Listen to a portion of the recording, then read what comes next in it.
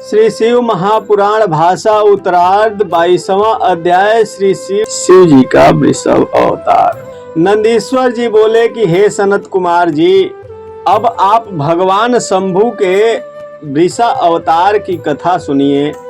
भगवान शिव ने केवल विष्णु के गर्भ के निराकरण के लिए ही वृष का अवतार धारण किया था। पूर्व काल में वृद्धा अवस्था में और मृत्यु के भय से दुखी होकर देवों और दैत्यों ने परस्पर मैत्री करके समुद्र में से रत्नों की प्राप्ति की इच्छा की। तब वे सब मिलकर सिंधु के मंथन को उद्यत हो गए। उन्होंने सोचा कि किस प्रकार सागर का मंथन किया जाए। तभी आकाशवाणी ने कहा कि हे देव दैत्यों, तुम सब जलधि का मंथन करो। आप सबों की बुद्धि ही बल है। देखो, मथने से पूर्व मंद्राचल को मथनी और बासुकी को नेति बनाओ। आकाशवाणी सुनते ही वे सब मंथन के उद्योग में लग गए। सर्वप्रथम देव दैत्य मंदर पर्वत के समीप गए और उसे भुजाओं से उखाड़ने लगे। उसे उखाड़कर उन्होंने समुद्र के समीप ले जाने का प्रयास भी किया, किंतु मंदर पर्वत देव दैत्यों की भुजाओं से फिसलकर गिर पड़ा। वह एक साथ पूर्व से भी अधिक भारी हो गया, अतः वे उसे उठा न सके। उनका सब उद्योग नष्ट प्राय हो गया। जब उनको कुछ चेतना मिली, तब उन सबों ने जगदीश्वर की वंदना एवं स्तुति की। स्तुति का फल यह हुआ कि उन सबों ने पर्वत को उठाकर समुद्र के उत्तरी तट के जल में फेंक दिया। फिर देव दैत्य भगवान बासुकी के समीप गए और प्रार्थना की। बासुकी ने उनकी प्रार्थना स्वीकार कर ली। अब सभी सुरासुर प्रसन्न थे। उन्होंने मंद्राचल रूपी मथानी में नेति के समान बासुकी को लपेट दिया। देव दैत्य रत्नों की प्राप्ति की इच्छा से सागर मंथन में जुट गए। समुद्र के मथने पर ये रत्न निकले। लक्ष्मी, धनवंतरी, चंद्रमा, कल्प वृक्ष, उच्चैश्रवा, अश्व, एरावत, गज, सुरा यानी कि मदिरा, धनुष, शंख, कामधेनु, कौस्तुभमणि, पारिजात और अमृत।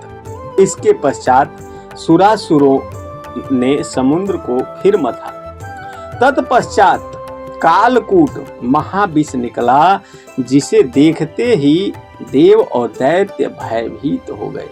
देखो मुनिवर, अमृत के जन्म के समय अमृत की जो बिंदुएं बाहर पड़ी, उनसे अत्युत्तम ललनाओं का जन्म हुआ। तत्पश्चात अमृत निकला। भगवान विष्णु ने लक्ष्मी, शंख, कौस्तुभमणि और शंख स्वयं ले लिए। भगवान सूर्य नारायण ने उच्चैश्रवा अश्व ले लिया। देवों के स्वामी इंद्र ने पारिजात और एरावत हाथी ले लिया। भगवान शिव ने कालकूट गले में और सिर भयभीत चंद्रमा को धारण किया। दैत्यों ने ईश्वरी माया के मुग्ध होकर रमणीक सुरा को अपना लिया। हे मुनिवर, कला कुशल मानवों ने भी धनवंतरी वैद्याचार्य को अपना लिया। समस्त मुनियों ने कामधेनु को स्वीकार किया। अमृत बिंदुओं से उत्पन्न स्त्रियां मोहित हुई, वहां पर यथावत स्थिर रहीं। अब अमृत पाने के लिए देव और दैत्यों में परस्पर महायुद्ध छिड़ गया। बलि आदि सुरवीर दैत्यों ने देवों को जीतकर हठात अमृत छीन लिया। माया से विकल हुए देवगण शंभु की शरण में गए। उसी समय शिव के आदेश से रमानाथ ने मोहिनी का रूप धारण किया। उन्होंने हाव भाव से दैत्यों को मोहित कर उनसे अमृत कलश प्राप्त कर लिया। मोहिनी रूपधारी मायावी विष्णु ने दैत्यों को भ्रम में डालकर देवों को अमृत पिला दिया। दैत्यगण उसी समय मोहिनी विष्णु के समीप जाकर बोले, अरे मोहिनी, आप पक्ति भेद क्यों करती हैं? इस अमृत को हम सबको भी पिलाओ। इतना कहकर दैत्य कामांध होकर पूर्व में अमृत बिंदुओं से उत्पन्न उन स्त्रियों को ले गए तथा उनको स्वर्ग से भी अधिक उत्तम भवनों में बसा दिया। तत्पश्चात पुनः उन दैत्यों ने युद्ध के लिए पृथक पृथक शंख बजाए। दोनों में परस्पर युद्ध छिड़ गया। विष्णु की संरक्षकता के कारण देवों की विजय हुई। युद्ध में दैत्यों का पूर्ण वध हुआ। बचे हुए भयभीत दैत्य भागकर पाताल में पहुंचे। विष्णु ने वहां पर भी उनसे युद्ध किया और संहारा।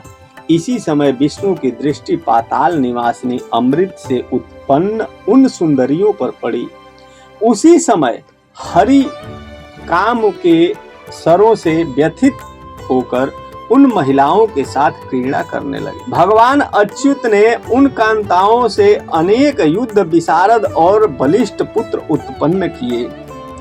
उन पुत्रों ने स्वर्ग और भूलोक में बड़ा भयंकर उपद्रव मचा डाला। देव और मुनि उपद्रव से दुखी होकर ब्रह्मा जी की शरण में गए और अपनी दुख कथा उनसे कही। तत्पश्चात ब्रह्मा जी देव और मुनियों को साथ लेकर शिव जी की शरण में गए, उनको प्रणाम किया और उनकी स्तुति की। इसके पश्चात विधि ने कहा, भगवान आपसे क्या कहें। भगवान हरि ने पाताल में जाकर अमृत से उत्पन्न हुई स्त्रियों के साथ विहार किया और उनसे अनेक निर्भीक पुत्र उत्पन्न किए, जो इस समय बड़ा उपद्रव मचा रहे हैं। लोकों का संरक्षण करने और विष्णु को पाताल से लाने में ही आप ही समर्थ हैं। कृपा सागर भगवान शिव जी बिरंची से उपद्रव की घटना सुनकर क्षुब्ध हुए और तत्काल उन्होंने वृष का रूप धारण कर लिया।